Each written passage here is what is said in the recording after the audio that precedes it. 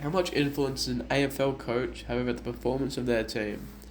When coaching an AFL team or any Aussie rules team, there are a variety of processes that coaches will undergo as part of their job leading the team.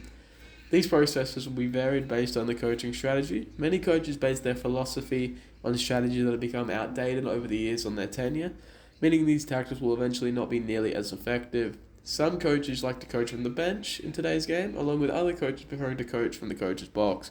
Both of these have their advantages and disadvantages.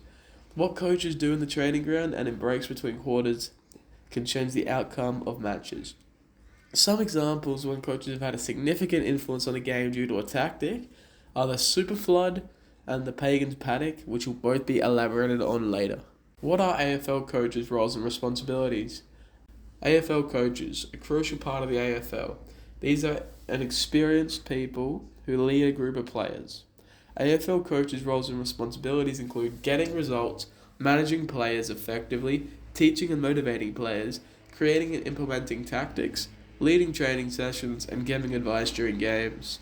AFL coaches must have all of these skills to be able to be a good head coach in the AFL. The head coach is not leader of the club, as they are below the football operations manager and the AFL manager, as seen here in the Fremantle Dockers AFLW senior coach job description. On screen now, the working relationships the head coach needs to maintain to be successful in the AFLW or AFL. A coach needs to develop the football program and youth scouting, as these can both prove to have long-term success. An example of this is Hawthorn, as they drafted most of their star players, meaning Luke Hodge, Jared Ruffhead, Buddy Franklin, and Jordan Lewis, who went on to help Hawthorn win 4 premierships in the 2000s. If coaches are up to date with the latest tactics and strategies, can they have a greater influence? Coaching is always an evolving job, and elite level coaches need to be able to learn throughout their years at the top. An example of this is former GWS coach Leon Cameron, as his tactics at the start of the 2022 season were outdated by the time of that year. His tactics were to play extremely safe, averaging almost 100 marks a game, which in turn leads to being vulnerable at the back. Analyst and former player David King had this to say about the issue. It doesn't look as fun. It doesn't look as enjoyable for the players. For whatever reasons, coaches after 3 or 4 years drop back into a really negative defense-first, controlling, all-consuming mindset and play for sheep stations at every contest. It's becoming a punishment for the supporters. What happened to that freedom? I'm really disappointed in the coaching of the GWS Giants on the weekend, and I've said this a couple times now. GWS in round 2 against Richmond played extremely passive, causing them to lose. A certain play in the second quarter was extremely passive. It's on screen now. This play had 10 marks, 7 of them going backwards, as they did not go past the centre square. This match, GWS took 127 marks. This is almost 30 more than the AFL average. What influence can coaches have coaching from different locations? There are 2 areas coaches can coach. The coaching box, the most popular, and the old school coaching from the bench. Coaching from the bench is always an option for coaches. However, you must have a great eye for the game and be able to coach from that position. You do not have a bird's eye view, which can be a negative from coaching on the bench. Whereas coaching in the box, you have a great view of the ground, with the added negative of slow communication between your players most of the time, relying on your staff at bench level to deliver messages. An example of this is the runner, whose job is to run onto the ground to tell players the area of play. Messages from the coach. The slow communication can be a negative, and having to leave the box early to be able to start quarter and half times on time can also be a negative. Coaching from the bench has been effective in the past for teams like Melbourne in 2021, who won with their coach, Simon Goodwin, coaching from the bench. In 2022, a coach who was coaching in the box, Chris Scott, ended up winning the premiership. An example of a team who failed because of poor coaching from the bench is the Brisbane Lions in the 2020s. Brisbane are a team who have immense talent and have made finals for 3 years straight with their coach Chris Fagan coaching from the bench. Brisbane in the 2022 AFL finals started out by beating Richmond, then facing Simon Goodwin and Melbourne, and won, sending Brisbane into the preliminary final where they would face eventual premiers Geelong. Brisbane went on to get thrashed 120-49.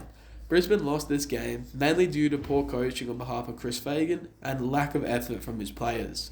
as Geelong started the game by doing what's called a team tag on Lachie Neale, leading into just game come, leading to a loss where if he was coaching in the box, he might have been able to discover the tactic earlier, which is another negative for coaching on the bench. A team tag, for those who don't know, is where one player goes to the player, in this case Neale, wears him down and gets tired. When he gets tired, another midfielder switches onto him immediately. This repeats the entire match. As quoted by Kane Corns, Geelong went after Neale the whole match, with Chris Fagan not doing enough to counter the tactic to change the outcome of the match. Geelong star player Patrick Dangerfield, on the other hand, had 28 disposals, 2 goals, 9 marks and 16 contested possessions. Brisbane coach Chris Fagan was to blame for this loss, along with his players, due to his poor coaching during the match, and this is an example of another negative from coaching from the bench. Coaches influence through training and discussing tactics at quarter and halftime breaks. AFL coaches' influence through training can be the difference between winning and losing on the night. Certain coaches train certain ways and are always different to other coaches.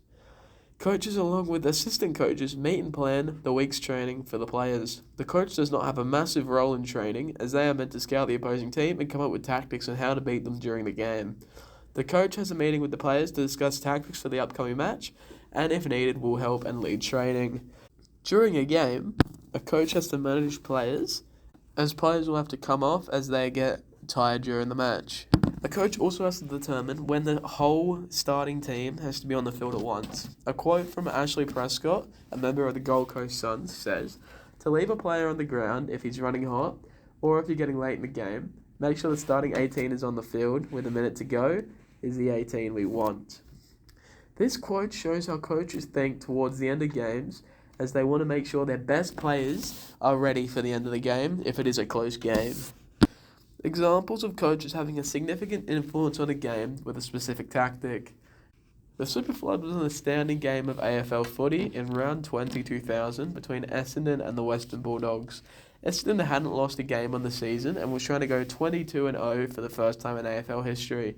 The game was for the Bulldogs to get into the top 8 before finals if they won. Essendon came into this game as heavy favourites in a packed stadium.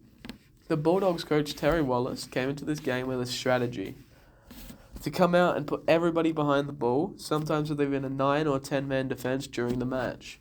Kevin Sheedy, the Essendon coach, had a plan to counter this issue they were facing. The solution was to send the 3 defenders that they had during the first quarter into the forward line where the Bulldogs defenders were to mark the Bulldogs defenders, including all-time Australian fullback Dustin Fletcher. The plan was simply to put everybody in the forward line to counter the extra defenders the Dogs had. This plan was working well, as they were winning the game at the end of the third quarter. Terry Wallace knew something had to change, as they decided to send their extra defenders into the forward line, causing them to have a 5-1 quarter, leading them to a win. This was Essendon's first loss of the season, and was a major upset during the match. This tactic has been questioned, however, it is proven to be effective against one of the best teams of all time. Another tactic used, which proved to be very effective, was the Pagans Paddock. The tactic was essentially to create space on the forward line so the key forwards of North Melbourne, famously Wayne Carey, had space to be one-on-one inside the 50, where he would monster his opponents. As quoted by Wikipedia, a sporting tactic in which a large amount of space is deliberately left open in the attacking area of the ground in which players can run. The Pagans Paddock was simply to give world-class players space inside 50 to create goals. This strategy was so effective that year that North Melbourne won the grand final by 50 points against the Sydney Swans that year. With regard to the original question, how much influence does an AFL coach have over the performance of their team? An AFL coach clearly has a massive performance on the influence of their team based on their tactics, their emotions during the game, and the way they treat their players. Coaches who are composed, that trust their players, and who know how to get through to their players, usually are the ones who are recognised as great coaches. AFL coaches who evolve their tactics for how the gameplay evolves usually are the ones that remain successful head coaches for the longest periods. Coaching from the bench in AFL games has its advantages and disadvantages for the performance of their team, as does coaching from the box. Where greatness starts is on the training ground, outside of game times, where coaches usually develop high quality training, are the coaches who go on to be more successful overall.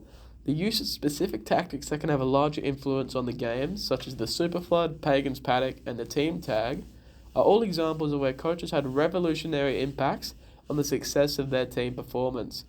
Overall, the influence of an AFL coach is immense during the game as they have directly the opportunity to change the outcome of very specific matches.